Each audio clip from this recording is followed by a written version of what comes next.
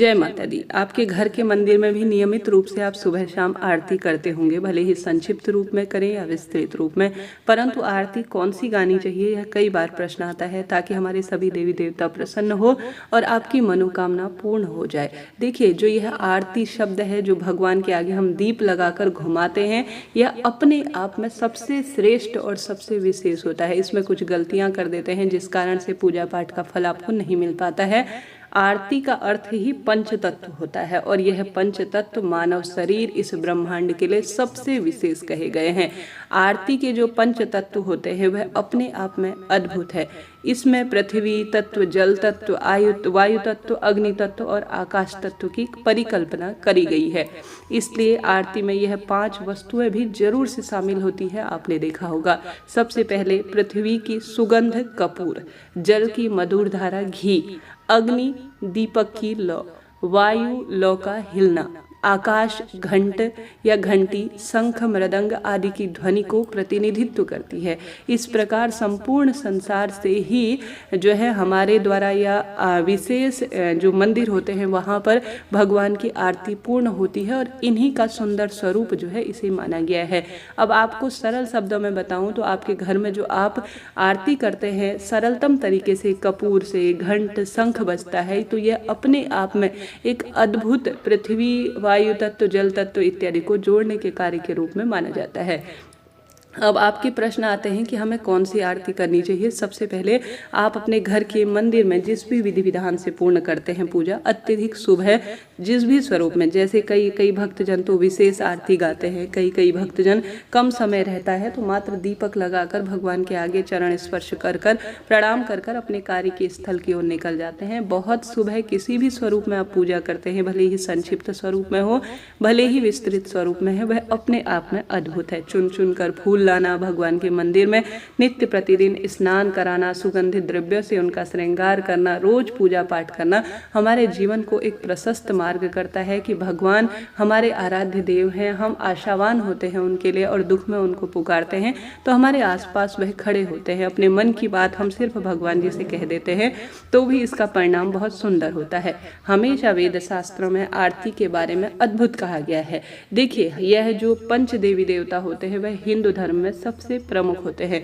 पंच देवी देवताओं का ही जो स्वरूप है वह हर प्रमुख दिशा में घूमता है। जैसे कि पंच देवी देवता में कहने का अर्थ है सूर्य नारायण भगवान, माता दुर्गा, श्री गणेश जी महाराज, महादेव और श्री नारायण। इन पंच देवी देवताओं के जो स्वरूप है वह हमारे आसपास जो है विराजित है। जैसे कि महादेव के स्वरूप हनुमान जी हैं। कई भक्तजन हनुमान जी के आराधक होते हैं, उनकी आराधना करते हैं। माता दुर्गा के स्वरूप माँ गौरी, माँ काली, माँ लक्ष्मी उनके ही स्वरूप है। सूर्य नारायण भगवान अपने आप में प्रत्यक्ष देवता है।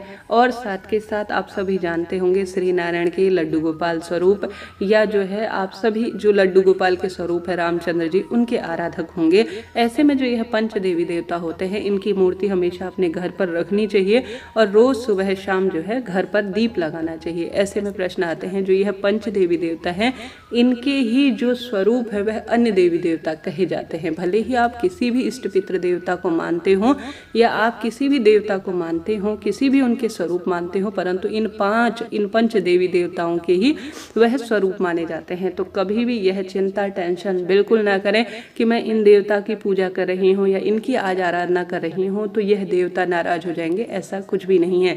देवी देवता हमेशा एक दूसरे की पूजा से, जैसे आप श्री नारायण की पूजा करते हैं या उनके स्वरूप की पूजा करते हैं तो महादेव प्रसन्न होते हैं। महादेव के किसी भी स्वरूप की आप पूजा करते हैं तो श्री नारायण प्रसन्न होते हैं। माता रानी के किसी भी स्वरूप की पूजा करना माता रानी के सभी स्वरूपों के पूजन के रूप में हो जाता है।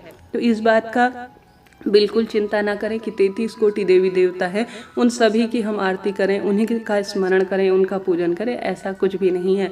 आप यह कर सकती हैं कि दिन बार के अनुसार, जैसे सोमवार के दिन आप महादेव का ध्यान कर सकती हैं, मंगलवार के दिन हनुमान जी की आरती गा सकते हैं, बुधवार के दिन गणेश जी की गा सकते हैं, गुरुवार के दिन श्री नारायण की गा सकते हैं, शुक्रवार के दिन माता रानी के किसी स्वरूप की आरती गा सकते हैं।